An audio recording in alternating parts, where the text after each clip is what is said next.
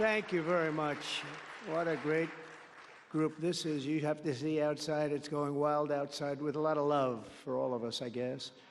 But thank you, Richard, for the introduction, and thank you to all for such a warm welcome. It's great to be back in beautiful Miami, where I've actually built a lot of great buildings with the Desert family and some others. We've had tremendous success in Miami. We have Trump Towers and Sunny Isles Beach. It's 4 beautiful buildings right on the ocean. The Trump Grande, put the little E in the end for a little, class it up a little bit. Trump Grande and the 700-acre Doral. It's a tremendous country club, and it's actually the most successful country club in the U.S., where I was just given approval to build 1,500 units, and I couldn't care less about building units. When you're president, who the hell wants to build units? I've been building units all my life. I don't want to build units, but they gave us permission to do it. But today is a tremendous honor to become the first American president to address the Future Investment Initiative Institute. That's the first one. That's it's always nice. And I want to thank Mayor of Miami, Francis Suarez, for being here. Thank you very much, Francis, wherever you may be. Hi, Francis. And thank you for the endorsement when I ran. I was very appreciative. Along with the Mayor of Miami Beach, Stephen Miner. Stephen, thank you very much. Thank you. Thank you. Thank you, Stephen. Thank you very much. And numerous American business leaders, some of the biggest business leaders actually anywhere in the world, and many distinguished guests from the Middle East, and in particular, the Kingdom of Saudi Arabia, a special place with special leaders.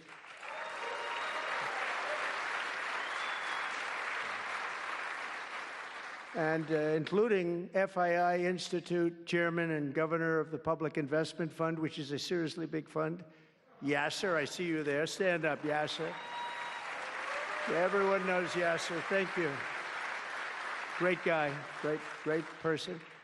And Finance Minister Mohammed, thank you very much. Thank you, thank you very much. Good to see you again. That's pretty good, Finance Minister of that part of the world. That's not bad. Other parts of the world, not so good, but that one is good. And many other senior government leaders. I also want to recognize the Kingdom's ambassador to the United States, Her Royal Highness Princess Rima. Ooh, very popular. Very popular. Wow, that's very nice. Sitting next to Elon. Wow, you couldn't do better than that, huh? As well as my own special envoy to the Middle East, who's really done a fantastic job, Steve Witkoff. Thank you, Steve. He's been busy. And Michael Waltz is here. Where is Michael? Michael's been so busy. They've been going back and forth and back, and a woman who is just voted the most powerful woman anywhere in the world. No, I'm going to go with Princess Rima, but she was voted the most powerful woman anywhere in the world, Susie Wiles. Thank you. Thank you. Most powerful woman. That's pretty good. We have to talk to you about that, Susie. It's pretty good. And also, we all know Jared Kushner, a very special guy. Thank you, Jared. Thank you, Jared. And Elon Musk. He's been making a little news lately, hasn't he, though? Very positive news. Stand up, Elon. He's a great guy.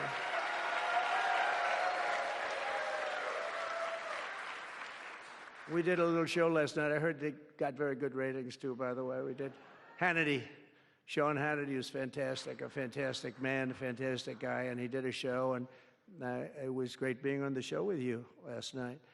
I come today with a simple message for business leaders from all across the nation and all around the world. If you want to build the future, push boundaries, unleash breakthroughs, transform industries, and make a fortune, because you want to make a fortune. Most of you have already made a fortune. I don't want to say that. There's no better place on earth than the current and future United States of America under a certain president named Donald J. Trump. I think that you're going to do very well. They're saying that November 5th, Election Day, 2024 will go down as one of the most important days in the history of our country. They said in 129 years, the most consequential election. I don't know if they're right about that or not, but it sounds good. I wanted to see if I could get a couple of more years tacked on, but I figured the fight wasn't really worth it. 129 is a lot. And as of January 20th, 2025, the dark days of high taxes, crushing regulations, rampant inflation, flagrant corruption, government weaponization, oh, I know about weaponization, and total incompetence will be gone forever. They'll be gone forever. Because the United States is back and open for business, and the golden age of America has officially begun. You see it happening. Since my election, America's economic engines have come roaring back to life in just a very short period of time. Think of it, from November 5th, the progress that's been made has been amazing. The NASDAQ is up nearly 10% in just a few months, and that's a lot. The Dow Jones Industrial Average is up 2,200 points, and Bitcoin has set multiple all-time record highs because everyone knows that I'm committed to making America the crypto capital. We want to stay at the forefront of everything, and one of them is crypto, and Miami seems to be the center of the action, come to think of it, and maybe it'll stay there. Business optimism skyrocketed 42 points. Think of that in a single month, the most in history by far. That's the biggest increase in history by not even close.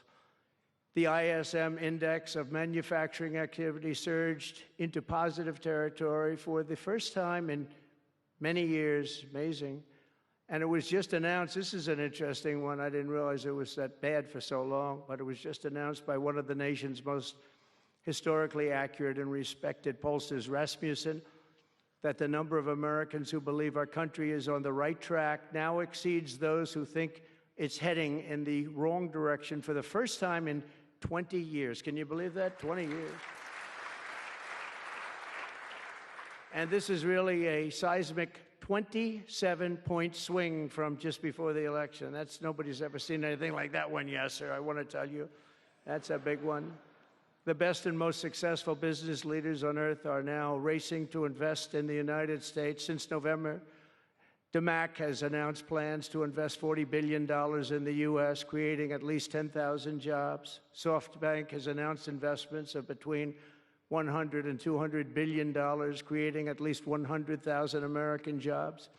Oracle and OpenAI and SoftBank are now collectively committing $500 billion to keep the United States on the cutting edge of artificial intelligence, and so many more. I mean, so many companies that want to come to the White House and have a little news conference all the time. I said, why don't you just announce it? But they want to come, and I'll do that. I don't mind doing that. I say anytime they want to go 10 billion or more, I'm there. 10 billion or more. But on his recent visit to the White House, the Prime Minister of Japan announced he anticipates Japanese investment in the United States of well over $1 trillion, and we're working on an Alaska pipeline already, which is the closest point to Asia. And as you know, the ANWR, which we've started, Ronald Reagan couldn't get it approved. Nobody could get it approved for so many years. Couldn't get it approved. I got it approved. Actually, I got it approved twice. I got it approved, and Biden ended it. That was a shocker, but we just got it approved again. And we're going to be, it's probably the largest deposit maybe anywhere in the world, just by itself. It's, they say, of similar size to Saudi Arabia, so we hope that's correct. But all of this is only happening because of the world-changing results of the 2024 election. We won the House. We won the Senate, the White House, and the Electoral College, and the popular vote in a landslide. We also won all 7 swing states, and all 50 states shifted in the Republican direction for the first time ever. So every state, every single state of the 50 states shifted Republican. It's never happened before. Either way, it's never happened. And 85% of counties voted for Trump. Think of that. So you have 2,600 counties versus 525. 2,600, think of that. That's why When you look at the election map after it was all done, the certified map, the whole thing was red. 2,600 versus 500. It's a big difference. Nobody's seen anything like it, actually. So as a result of this very historic victory, investors from all over the planet once again have confidence in America's future and respect for America's leaders. And it's about time we get a little respect. The last administration was the worst and most incompetent in the history of our country, but we are moving quickly to fix every single disaster Joe Biden created and make America stronger and more prosperous than ever before.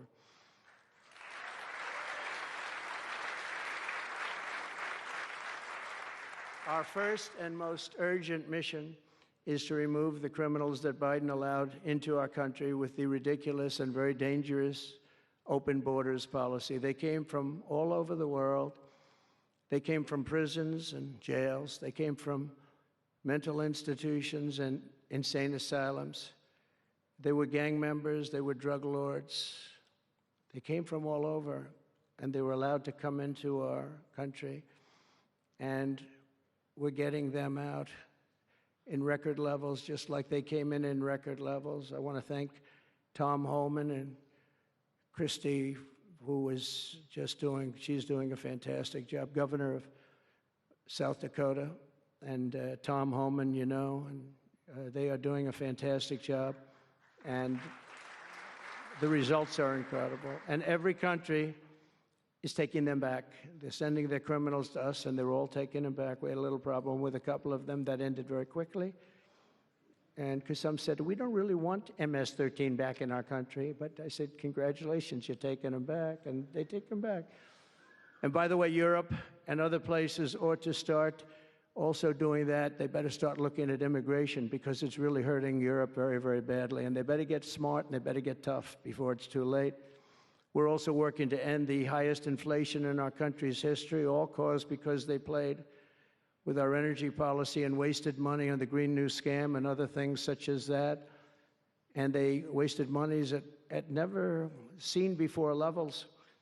If Joe Biden had simply held federal spending at the pre-pandemic levels we had in 2019, we would have virtually no inflation. We're trying to balance the budget immediately, and because of the tariff income, which is really, it's already turned out to be amazing, actually. It's really meant more for bringing countries and companies into our country, but the numbers are rather staggering, because we're the big piggy bank that everybody wants to be, and they can play games and they can say, well, there'll be retribution and, you know, equal this and that, but they can't be equal. But we want to keep it so that we're the big piggy bank. And if we had years like we did the last 4 years, that wouldn't have lasted too long. So we're not promising it, but, you know, all of these things could happen. We hope to balance our budget. So I don't want to promise it, because if I do and we come about $10 short, the fake news media back there would say, we have breaking news. He did not make it. He did not make it. But we'll get it done very soon. It might not be this year, but it could be this year. Actually, we have a chance at getting it even this year, which people would be shocked at, because they were talking about 10 years, 15 years, 20 years from now. When I took office last month, we inherited the consequences of inflation that was more than 4 times what it was when I left 4 years ago. Think of that. I left, it was at 1.4%. And the annual government spending over $1.5 trillion more than projected in 2020 alone. $1.5 trillion. But under the Trump administration, all of that is changing faster and more dramatically than anyone ever thought possible. They didn't think it was possible to do what we've done in just a very short period of time. We've accomplished more in 4 weeks than most administrations accomplish in 4 years. On my first day in office, I imposed an immediate federal hiring freeze, a federal regulation freeze, and a foreign aid freeze.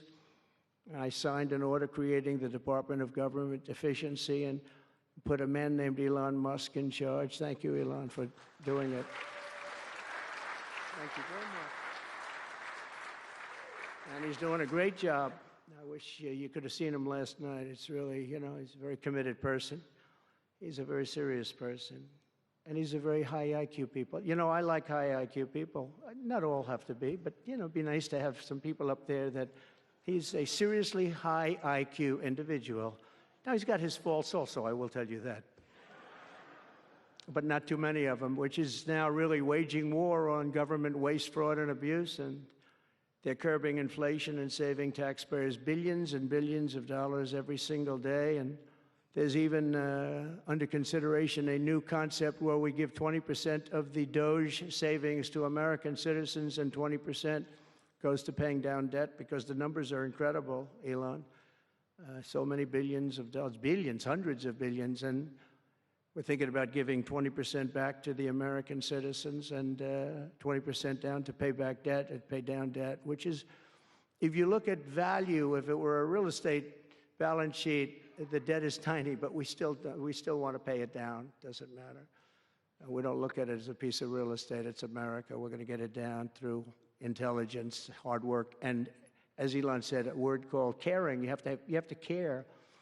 By doing this, Americans will tell us where there's waste. They'll be reporting it themselves. They participate in the process of saving money. So many of the men and women in this room, as an example, they pay tremendous amounts of taxes.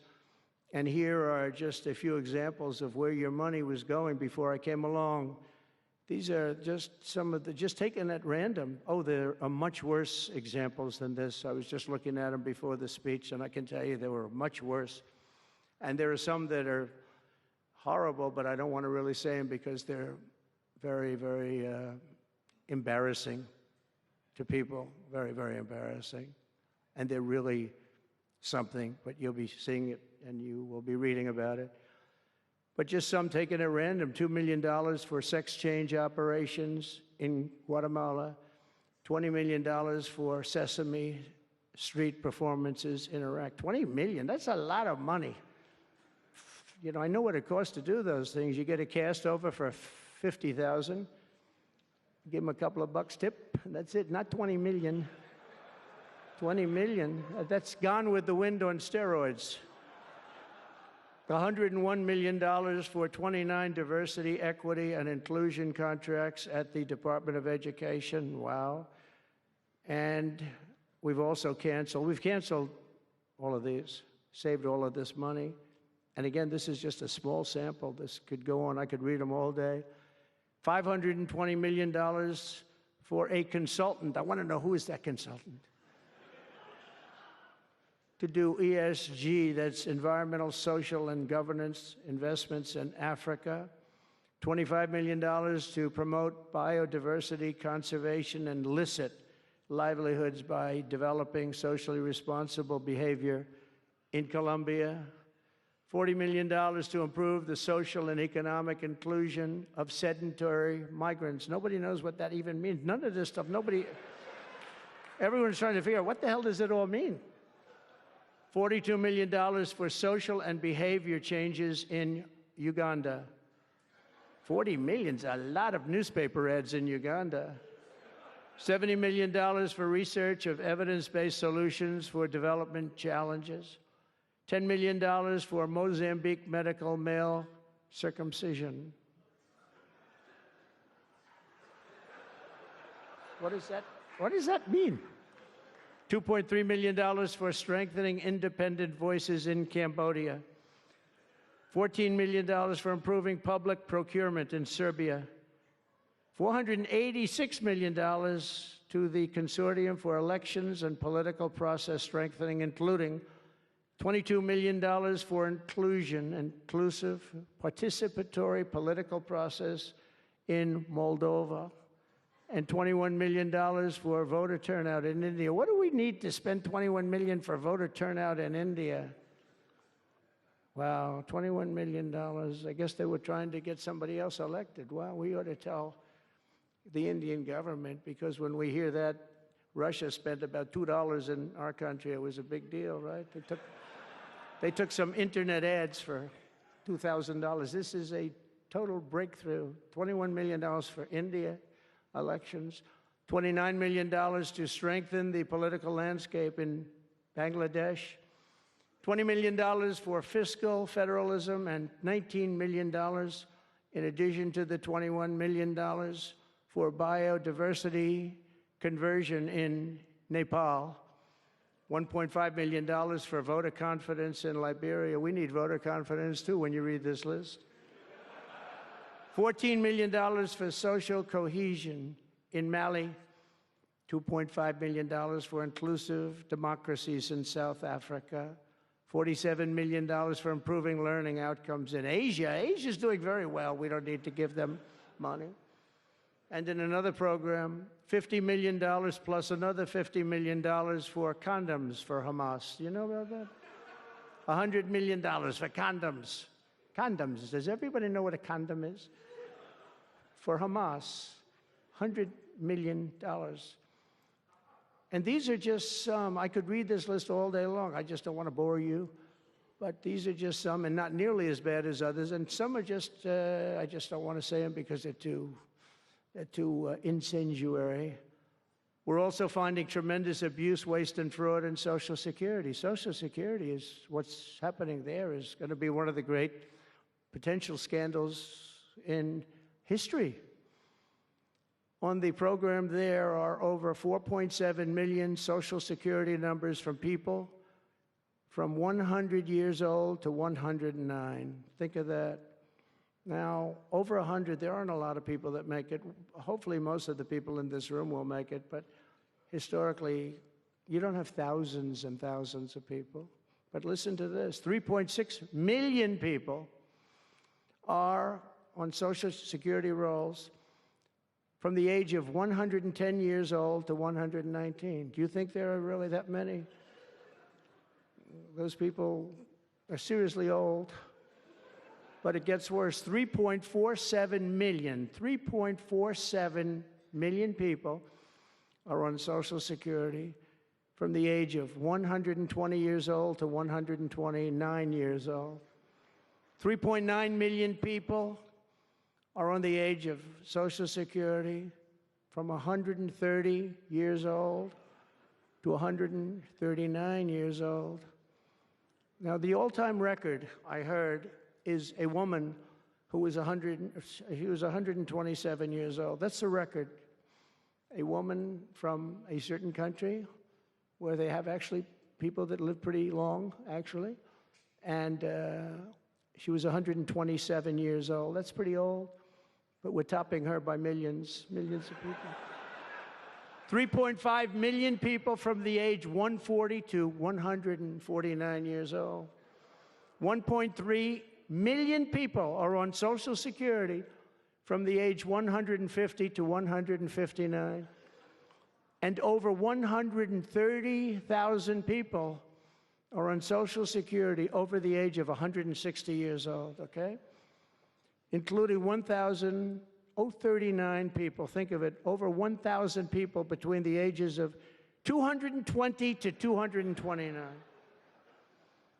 And one person between the age of 240 years old to 249.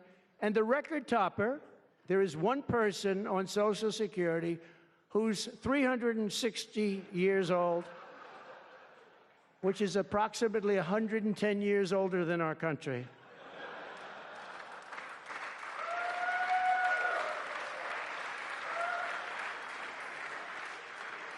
So what we're trying to find out, and what we will find out, is are people being paid from all of these, you know, somebody pocketing 10,000 here, 10,000 there, what's going on? So we'll find that out pretty easily because we have a lot of computer geniuses. I said to Elon, who are these people that are doing this, the Doge people? I said, who are they? Where do they come from? He said, well, number one, they love our country. Number two, they're really genius at computers.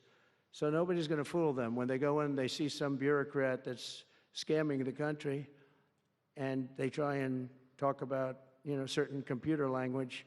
These people say, no, it doesn't work that way. These are people that have a natural ability as you know, brilliant computer people. It was very interesting when he told me that. I said, that's what you need today. But all of these scams have now been terminated. In addition, over the past month, we have effectively eliminated the U.S. Agency for International Development, which was funding much of this lunacy. We virtually shut down the out-of-control CFPB, escorting radical left bureaucrats out of the building and locking the doors behind them. What they were doing was so terrible. Where they were spending the money was so terrible. What we haven't looked at yet, but will be, is does the money come back to them? Because nobody can be stupid like that. And they're not stupid. They're smart, actually. And, why are they doing that? Does money come back to them? So we'll figure that out pretty easily, I think, and quickly. But I've ended all of the so-called diversity, equity, and inclusion programs across the entire federal government and private sector, and notified every single government DEI officer that their jobs have been deleted. They're all deleted. And it's interesting, even these companies that have tremendous amounts of money, a number of them just announced, Walmart, if you can believe it, they just announced that they're stopping. And, these companies are writing off like $220 million. How can you spend that much money no matter what you're doing? If you're teaching something, you're going to have an instructor, you're going to talk, you're going to give them a book. Please read the book. Then you find they spent $225 million on that. What's going on? And we were going in the wrong way, and our military was really, although I tell you, we defeated ISIS with our military in 3 weeks. General Raisin Kane he's some general, he's a real general, not a television general. And 3 weeks, ISIS, and I asked him, and I saw some of his people that were so great, the soldiers. We have the greatest military in the world, but we don't have the greatest top leadership. That's why Afghanistan was such a horrible situation and so embarrassing and so many other things. But when we want to, with proper leadership, there's nobody even close to us. We have the best equipment in the world. We make the best equipment in the world. But we have the best military. But, we never fight to win. We fight to just keep it going forever. And when we fight to win, there's nobody that can even come close to us. But I was talking to General Dan Kane, we call him Raisin Kane, and I was told it would take about 4 years to defeat ISIS, and he did it in 3 weeks. I said to him, "What do you think, General? How long will it take?" "Sir, I think we should do it in less than 4 weeks. You're going to have time left over." And he did that. And we were told by the television generals it would take 4 years, so we did it. That's when I went to Iraq. I flew to Iraq, and late at night, the dark of night, all the windows closed, all the lights off in the plane, and Air Force One. And we flew in, and it was pretty amazing. I'll tell you, we were landing, and there were no lights in the plane. "Sir, we have to turn off all lights." I said, "You mean we spend $9 trillion and we have to fly in an Air Force One with the lights off?" And I went up to the pilot, said hello. And by the way, these guys are like central casting. These are the best-looking human beings. Everybody is like perfect. The most handsome people, the best-looking people you've ever seen with the flat tops and the whole thing. And I was a little concerned because the lights are off, and everything's off, and even the lights in where he was were down, very dim, very, very dim, with all of the lights on the fancy dashboards of the plane, of Air Force One. We're getting a new Air Force One if they can ever finish the damn thing. We're getting 2 of them, actually. But we may have to go a different route because it's taken them a long time. We're going to get military that's going to start building. We're going to get people to start building properly again in our country because they don't build properly. This was Boeing. But we're up there, and I'm looking at these people, and again, I say, they look like Tom Cruise, but better. Stronger, tougher. And I like Tom Cruise, but these are better. And they said, "Are we okay, Captain?" "Yes, sir, we're fine." But I'm looking at it, I don't see any lights, and we're landing. And I'm used to that. I like to sit with the pilots a lot, and I respect the pilots greatly. And we're up there, and we have the computer. I call it the computer voice, where it goes 1,900, 800. It's feet. Your feet above ground. So that means you're very low. And I'm looking out, and my eyes are pretty good, and I don't see any lights. And the computer goes out. Sounds like an intelligent individual. It goes 1,000. We're 1,000 feet up. It's a 10-story building. There's a big plane. And then it goes 900, 800, 700. I say, "Captain, Captain, we don't see any lights. Is everything?" "Yes, sir, everything's fine, sir. We'll be landing in 3 minutes." And then it goes like 600, 500. Captain, are we okay? And then he goes 400, 300, 200, and I'm saying, man, there's nothing out there. And then he goes, boom, perfect landing right on this thing. There are no lights on the runway. There's no, I don't know how the hell they do it, but I'm sure as hell glad we had somebody that knows how to fly. But they didn't want to have any lights because they didn't want the enemy. After spending, you know, years and trillions of dollars, we have to land with Air Force One with no lights on the runway. But they were incredible people. And then I got out of the plane and I actually asked my people, you know, I said, excuse me, I was very brave sitting in that cockpit. Am I allowed to give myself the Congressional Medal of Honor? And they said, I don't think so, sir. I said, well, I felt I was extremely brave. But now here's the problem with saying a story like that when you kid. The press will say, President Donald Trump wanted to give himself the Congressional Medal of Honor. Headlines, you know, headlines all over, the fake news. We call it the fake news, but we're all wise to them. But it was something, and then I went down, and it was the same thing. I'm standing on the top, and I look down, and there's these handsome people. Everybody's like from a movie set. Good-looking guys. I get down the stairs, and what's your name? My name is Kane, sir.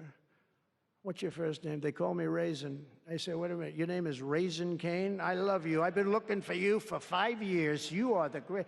This is what I want. And there was a general next to him. There was a colonel. There was a drill sergeant, a master sergeant. They were all like people. I could make a movie right now. I'd have the best-looking people ever. And they were great. And then I went in and, sir, would you like to rest before the bed? No, I don't want to rest. I don't want to rest. I've been resting on the plane, other than the last few moments, which were quite harrowing. And I said, I don't want to rest. He was thinking about Biden in advance, you know. Biden would have gone there. He would have rested for days. And then they wouldn't have had a meeting. He'd just go home. No, I said, I don't want to rest. I don't want to rest at all. I want to go. So we went into this like bunker, and we had a lot of very good, talented people. And that's when I asked him. I said, you know, I'm hearing it's going to take a long time. No, that's not right, sir. It's not going to take a long time. We'll have it done in 4 weeks. I said, how can you say 4 weeks when in Washington they said 4 years? He said, 4 weeks, sir. We'll hit them left, we'll hit them right, we'll hit them up the center, we'll hit them underground and overground, we'll knock the hell out of them, sir. And I said, why is it that they said so long? He said, because they wouldn't let us fight. And we're very far away. They want us to fight for this, from this airport. We're very, very far away, sir.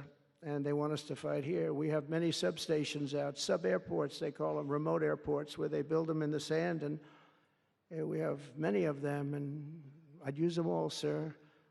And I would hit them so hard from so many different directions. I said, well, what do you think? He said, you just let me know. And I called him back, and I said, go ahead and do it. Are you sure you can do this, General? I said, yes, sir. And he did it actually in 3 weeks. It was over 100% of people that are really hurting the Middle East, hurting the world. And it was done. And we have, I'm telling you, we have the greatest military in the world, but you have to use the right people. But there's nothing like what they were able to do in that case and in other cases wherever I gave them something. It was done incredibly well and you know many of the instances because it's been well reported. But we've also required, and so we have a country that's a great country. It's a strong country. But it's a country that's just now gaining its respect back to the levels that it should have never lost. We were being laughed at by the entire world, but we're not being laughed at anymore. But we've also required that all federal employees must once again show up to work. It's a new phenomenon, you know, since COVID. Show up to work in person like the rest of us. So I mean, it doesn't work when you don't show up. And I see companies now are all going back to it. They're all going back. It's great. I watch some of the big business leaders saying, we absolutely are going back. You can't work at home. They're not working. They're playing tennis, they're playing golf, or they have other jobs. But they're not working, or they're certainly not working hard. You could never build a company or a country with that. So we have a very strong policy, and if they don't show up to work, they get fired. And we're trying to make our government smaller but much stronger. and we have tremendous bureaucracy, but it's happening. A lot of people are leaving, and in some cases leaving with pretty good offers. You know, you're paid 7 or 8 months and go out, find a job. But some of these people had jobs. They were actually working for us, but they also had other jobs. And those people, in theory, they have problems. I don't know if we're going to do anything about that. So we have other things to do, but they were working other jobs instead of working for us. So they were staying home working, but they were working other jobs, getting paid a lot of money, perhaps. We offered deferred resignation buyouts to all federal workers, resulting in more than 75,000 bureaucrats voluntarily surrendering their taxpayer-funded jobs. A lot of them are leaving because they don't want to be caught having the second job. Some are leaving because they didn't want to be in government any longer. And some are leaving because they didn't want to show up to work. They wanted to work outside of an office. And that's never going to work for anybody, including companies. Companies ought to get smart. You watch these companies where they do that. They start going bad. Nobody knows what's wrong with this company. Well, try getting the people back into the office where they can be cohesive and together. In less than a single month, the Department of Government Efficiency has already saved over this is just a short period of time, $55 billion. And we're just getting started. That's nothing compared to the numbers that you're talking about, right? We're ending trillions of dollars in waste, and it'll mean much lower inflation, lower interest rates, lower payments on mortgages, credit cards, car loans, and much higher stock markets. I think the stock market's going to be great. In other words, we will rapidly grow our economy by dramatically shrinking the federal government, and we have to do it. I'm also taking fast action to end the radical left's nation-wrecking crusade against oil and natural gas.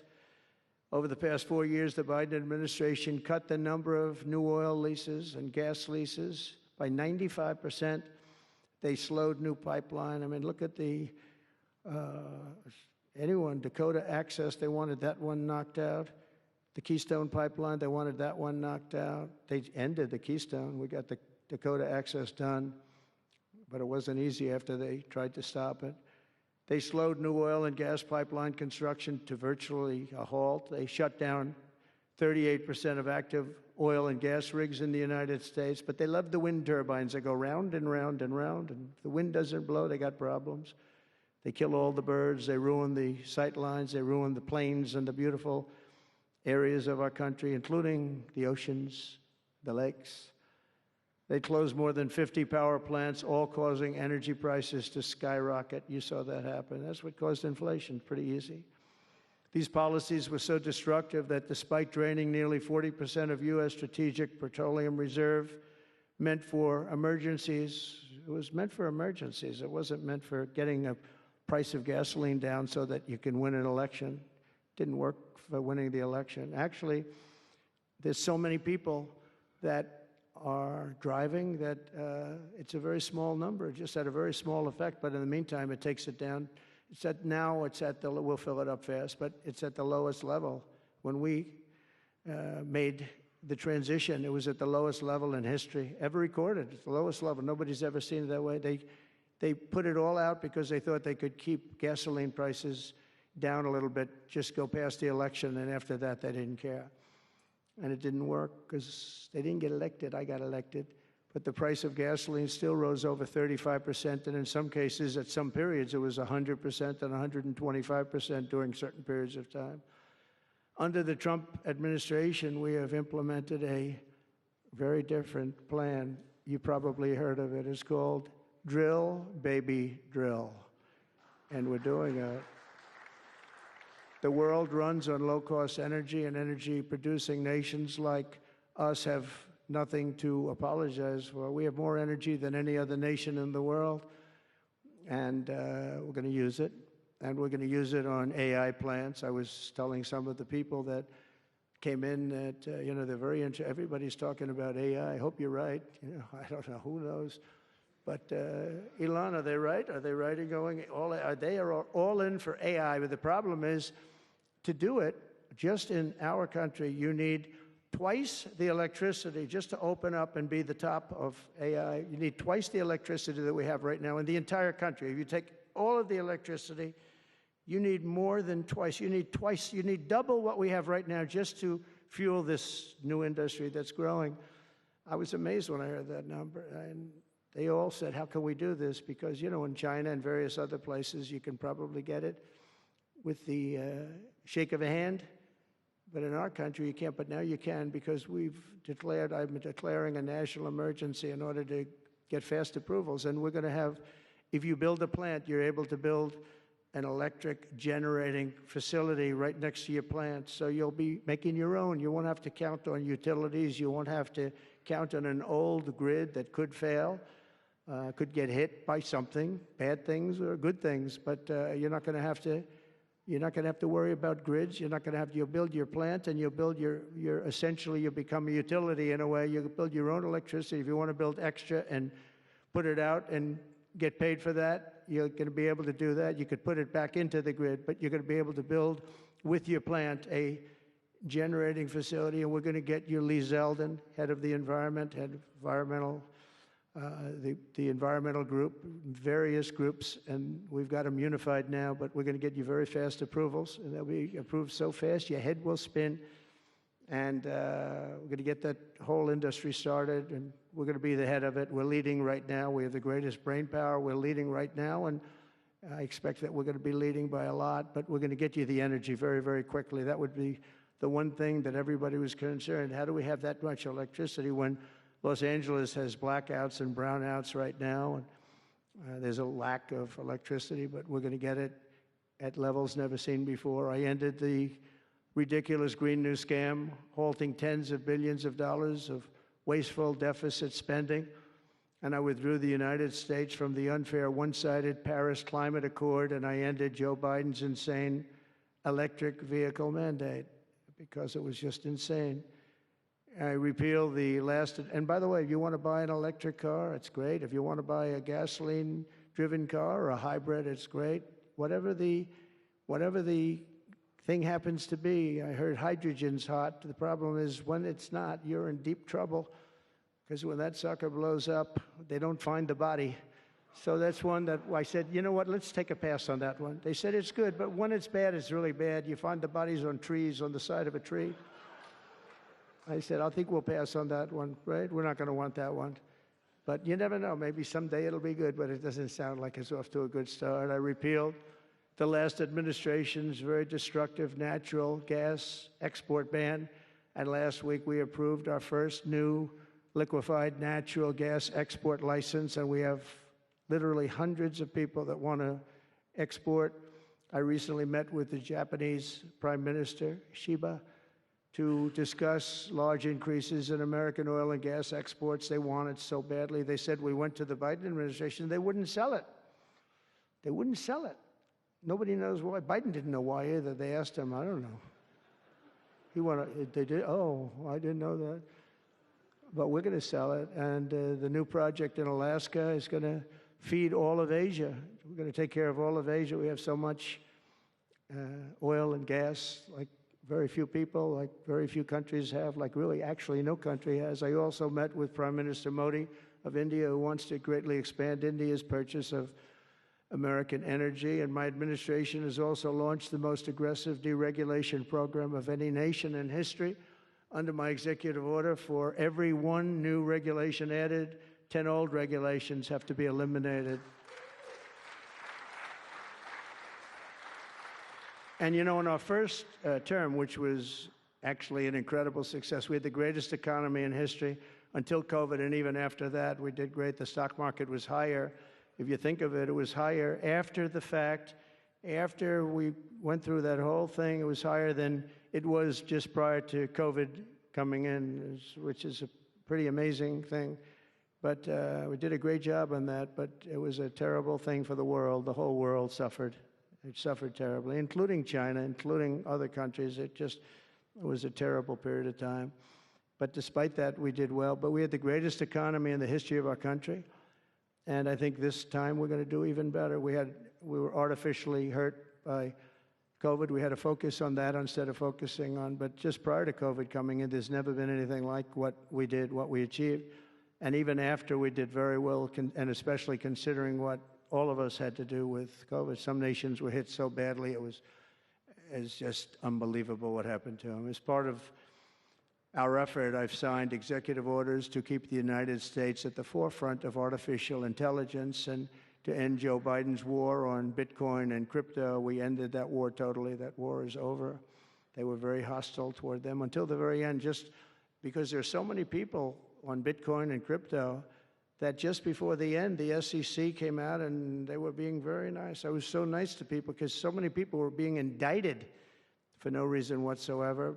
Very political group of people. That's all they did was they liked indicting people, but they were being indicted, and many of those indictments were dropped just before the election because they said, wait a minute, there's 100 million, 125 million people using this, and they didn't want to have, you know, all these people being voted against. But by the time they did that, it was too late. We had that vote entirely, I think. I think anybody smart that believed in that, and there are a lot of people believing it, anybody that was smart voted for Trump. And they pulled the indictments. And I see people that were indicted. I said, I saved your life. I saved your life.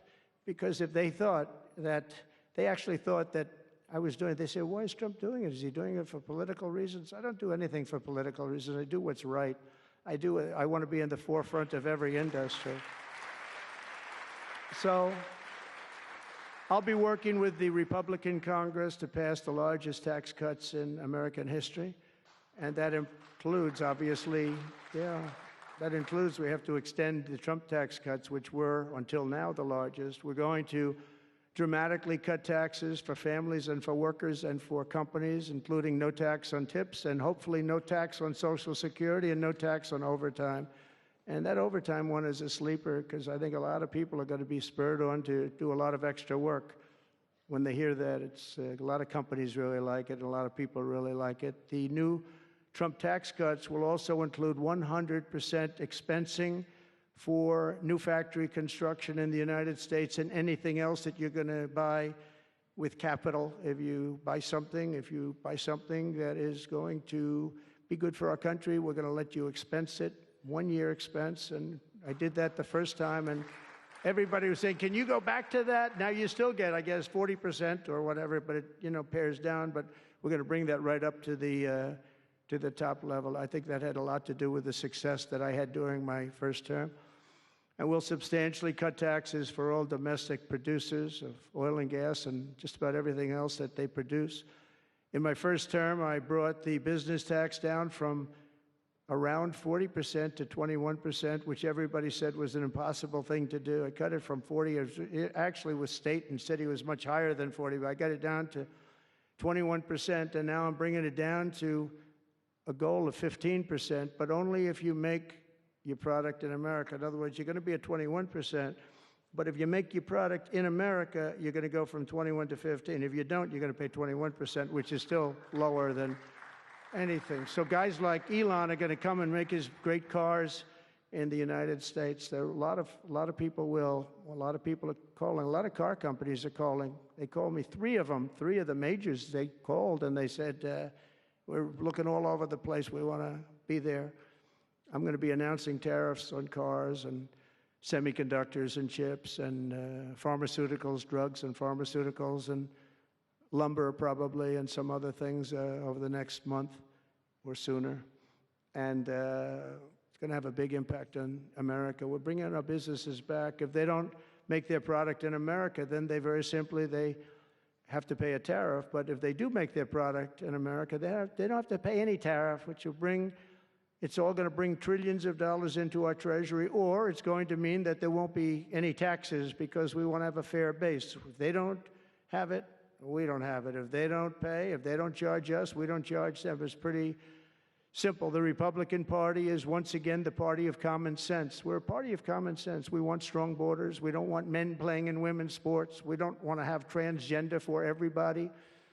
We're the party of common sense. That's how we won the election in such a big manner.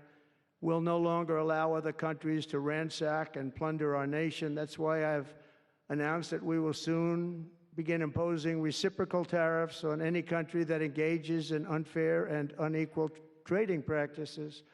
If they tariff us, as I said, we will tariff them at the exact same rate. So if a certain country, because some of these countries, even countries that I've already mentioned, are extremely aggressive with tariffs. Nobody knows that.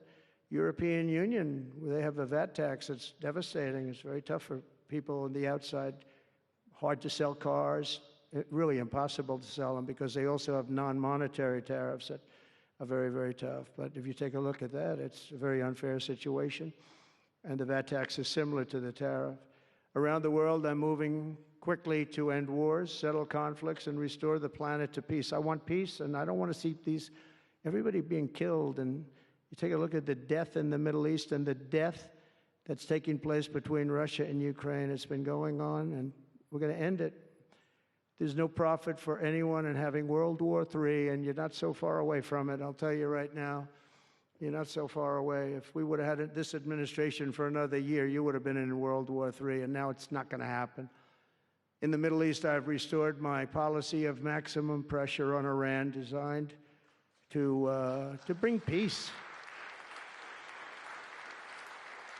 And we've designated the Houthis a terrorist organization. They're, destroying shipping lanes all over the place. They're making it very hard for people to get their product delivered.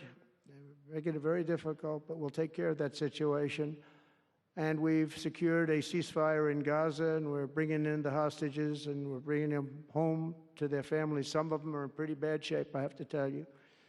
To end the horrible war in Ukraine, I've spoken with President Putin and President Zelensky, and our teams began negotiations this week in Saudi Arabia. I want to thank Saudi Arabia for that. That was so great.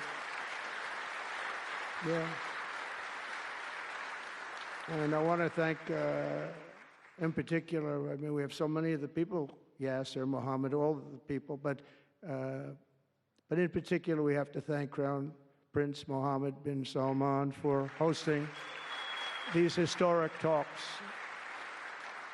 And talks that went very, very well. Steve was there, Steve Witkoff was there, and Michael was there, Michael Waltz and others, and they really went well. It's a big step. We got to get that war over with. You have to see the people that are dying. I look at the pictures, the satellite pictures of the field. It's a level field, and it looks like a modern-day version of Gettysburg, and you know what that means. It is just carnage. It's horrible. And, it's not American soldiers. It's not even soldiers from the Middle East in the case of Ukraine, Russia, but it's people, it's young people from Russia and Ukraine mostly that are just being decimated. It's flat fields. And a bullet goes, and a bullet only stops when it hits somebody. And the level of people being killed in that battle, soldiers, young soldiers, in some cases old soldiers, because they're running out of people. They're running out of soldiers, in one case. But think of it, a modestly successful comedian, President Zelensky, talked the United States of America into spending $350 billion to go into a war that basically couldn't be won, that never had to start and never would have started if I was president, not even a chance. And it didn't start for 4 years, never would have started. But a war that he, without the U.S. and Trump, will never be able to settle. They'll never settle that war without our involvement. That's why they did such a great job this weekend. That's why Saudi Arabia did such a great job this weekend in hosting. The United States has spent $200 billion more than Europe, and Europe's money is guaranteed. They get their money back. It's a form of a loan. Nobody knows that. I know that. I said, why isn't somebody saying, we do it the same way? And we spent much more money. We have to equalize. But while the United States gets nothing back, so they get their money back. It's a loan. We just give our money. And we had a deal based on rare earth and things, but they broke that deal. But they broke it 2 days ago. We had a deal because I said, we're spending $350 billion, and Europe gets their money back in the form of a loan, and we don't. We're just giving the money hand over fist. That's the Biden administration for you. But they're no longer dealing with the same United States as they were dealing with a few months ago. Why didn't crooked Joe Biden demand equalization, and that this war is far more important to Europe than it is to us, and that there's a very big, beautiful ocean, a separation? This is, we're helping Europe. We're trying to help Europe. On top of this, Zelensky admits that half of the money that we sent them is missing. They don't know where the money is. He said, well, we don't know where half of it is. That's great, wonderful.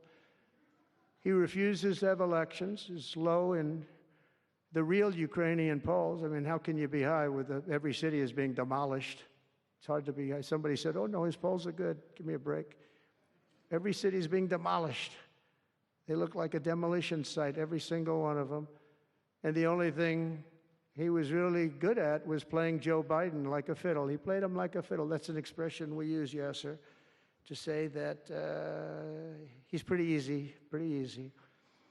A dictator without elections.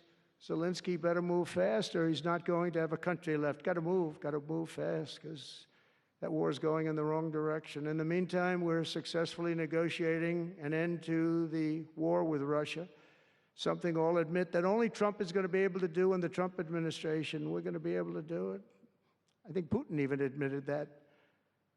Biden never tried. Europe has failed to bring peace, and Zelensky probably wants to, maybe he wants to keep the gravy train going. I don't know what's the problem, but he hasn't been able. He's very upset that he wasn't invited. He could have come if he wanted to, but that he wasn't invited to Saudi Arabia. But he's been working for 3 years. There's never been even meetings or phone calls to stop this war. It's a horrible thing. I figure Russia's lost 900,000 soldiers. I think that Ukraine's lost probably 700,000. And it's a terrible thing. You'll see bodies and body parts all over the field, all over. We see them very accurately through satellites. I love Ukraine, but Zelensky has done a terrible job. His country is shattered, and millions of people have unnecessarily died. And you can't bring a war to an end if you don't talk to both sides. You got to talk. They haven't been talking for 3 years. So we hope to see a ceasefire soon and to reestablish stability in Europe and the Middle East. Thank you very much. And as I've said before, it's my hope that my greatest legacy will be as a peacemaker and a unifier. That would be a great legacy. So in conclusion, the golden age of America is upon us, and I'm inviting everyone here today and every citizen across our land to take part in the most extraordinary period of peace, prosperity, growth, innovation, wealth creation, and expansion the world has ever seen. We're on our way. I mean, everyone's talking about us. 3 weeks. We're in there for a couple of days more than 3 weeks, and everyone's talking about it. You have to see the crowds of people outside. It's pretty amazing what's happening. We're on the verge of soaring markets, surging incomes, booming production, groundbreaking technologies, thrilling discoveries, and a quantum leap in the quality of life. Absolutely a quantum leap. One day, very soon, our country will have the greatest economy in the history of the world because we once again have a president who puts America first, and we put America first, and your country should put your country first. But in the end, we want America first, and when it's all beautiful, which it's going to be pretty soon, we want to help other countries, and you want to help other countries. But, you know, I tell your leaders, and some of the leaders are in this room right now, you got to put your country first. Whether it's Saudi Arabia, whether it's something else, you got to put your country first. But we're going to have plenty left over to help others also. As long as you invest in America, build in America, and hire in America, that means that I'm fighting for you. I am fighting very hard for you.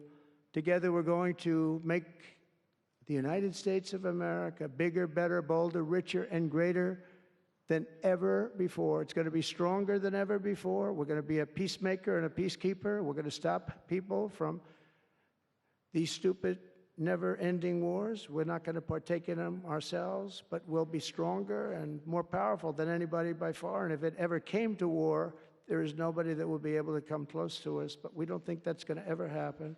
So I want to thank you all very much. It's a great honor to be here. And I think somebody said they're going to ask questions. And I didn't say, gee, what are the questions like Biden does? I say, just ask. It doesn't matter. You ask a question and I give an answer. So I think, Richard, you're going to come up and you're going to give me some questions. Thank you very much.